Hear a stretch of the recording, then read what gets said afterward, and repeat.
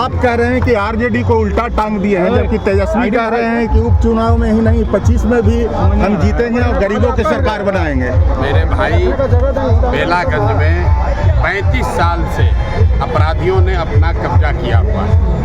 जो आपराधिक प्रवृत्ति के लोग हैं, जो राजनीति करते हैं, अपराध जिनका मुख्य पेशा है, उन लोगों ने बेलागंज को कब्जा किया हुआ है। और जिन मुसलमानों की ताकत से वो ये कर पा रहे थे, जिस रस्सी का इस्तेमाल करके वो लोग ये ताकत बनाए हुए थे, वो रस्सी जनसुराज ने काट दी है और उसी रस्सी को लगाकर उनको उल्टा टांगा है।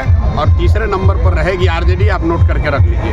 आप ये भी कह रहे हैं कि किसी को वोट दे दीजिए लेकिन नीतीश को नहीं दीजिए, इसका वजह? अरे भाई, नीतीश से ज़्यादा धोखा किसने दिया है? मान लीजिए कि आपको तो पता है कि सुरेंद्र यादव गलत है, सुरेंद्र यादव के आप खिलाफ खड़े हैं, लेकिन नीतीश कुमार का तो पता नहीं है कि वो आदमी तो अपने लिए किसी को बेचने को तैयार है। कल सुरेंद्र यादव को मंत्री किसने बनाया था? नीतीश कुमार ने बनाया था।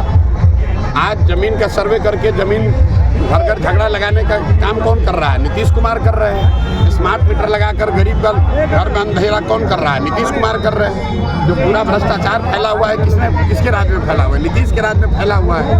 तो नीतीश को वोट अपने समाज के साथ धोखा है, बिहार के साथ धोखा है, बिहार के बच्चों के भविष्य के साथ धोखा है। सर, बलुआ में आपकी पार्टी का झंडा फाड़ा गया है, तरारी विधानसभा क्षेत्र का, भोजपुर में। अरे भाई, झंडा फाड़ना, किसी का झंडा फाड़ दो, झंडा फाड़ना दिखा रहा है कि आप कितने विचलित हैं।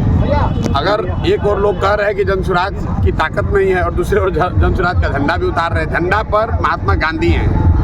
आप जनसुराज का, प्रशांत किशोर का झंडा नहीं फाड़ रहे हो, आप महात्मा गांधी को फाड़ रहे हो।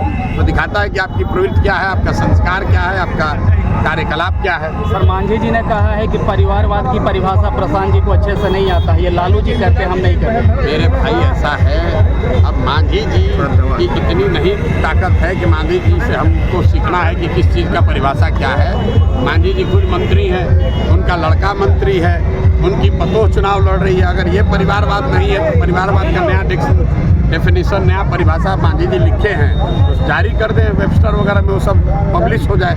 जेडू वाले थे, उनके पास हम गए थे तो उनका कहना था कि जनसुराज पर महात्मा गांधी का फोटो लगा करके और प्रशांत किशोर जी कहते हैं कि हम शराब चालू करवा देंगे। बिल्कुल चालू करा देंगे। जब प्रशांत किशोर भैया ऐसा है, सुनो मेरी बात, अरे सुनो, अरे जिसको गांधी का ABCD मालूम नहीं है, जिस नेता ने ये कहा उससे पूछो कि गांधी जी ने कहाँ कहा है शराबबंदी के लिए कानून बना दो। अगर गांधी जी कहते कि कानून बनाकर शराबबंदी कर दो तो देश जब आज़ाद हुआ तो पूरे देश में शराबबंदी लागू हो गया रहता। जिसको गांधी का कोई ज्ञान नहीं है, तो जो जीवन में खुद नहीं पढ़ा, वो गांधी पर टिप्पणी कर रहा है। पहली बात समझिए, शराबबंदी हटाने की बात जो है, शराब यहाँ बंदी हो तब तो उसको हटाने की बात है। शराबबंदी कहाँ है बिहार में? शराबबंदी के नाम पर दुकान बंद है, होम डिलीवरी तो हो ही रहा है। महंगा हो गया, शराब महंगा हो गया अलग, जहरीली शराब बिक रही अलग, सैकड़ों लोग मर गए वो अलग, और बिहार के गरीब जनता का 20,000 करोड़ रुपए का नुकसान हो रहा है वो अलग। लेकिन ये 20,000 करोड़ रुपया जा कहाँ रहा है, पहले इसको समझिए। 20,000 करोड़ रुपया जा रहा है बिहार के भ्रष्ट अधिकारियों के पास, अधिकारियों से जुड़े राजनेताओं के पास। तो जिनकी राजनीति, जिनका दलाली, जिनका शराब माफिया के पैसे से जिनका काम चल रहा है, वो तो चाहेगा ही कि शराबबंदी के नाम पर ये ढकोसला चलता रहे। कहाँ पर शराबबंदी है? हर गांव में तो शराब बिक रहा है। सर, केंद्रीय मंत्री गिरिराज सिंह कहे हैं कि राहुल गांधी देश में गृह युद्ध करना चाहते हैं। तो भैया, गिरिराज जी केंद्रीय मंत्री हैं, राहुल गांधी विपक्ष के नेता, उन दोनों से बतियाइए, हमको उसमें क्या बोलना। सर, सवाल ये है कि सुरेंद्र यादव कह रहे हैं कि तीसरा नेत्र खोलेंगे, त्रिनेत्र खोलेंगे। देखिए, एक दिनकर, महाकवि दिनकर ने एक वाक्य कहा है, जब विनाश मनुष्य पर छाता है विवेक पहले मर जाता है। त्रिनेत्रधारी हम लोग के लिए महादेव शंकर हैं। कोई व्यक्ति का तीसरा नेत्र नहीं हो सकता है।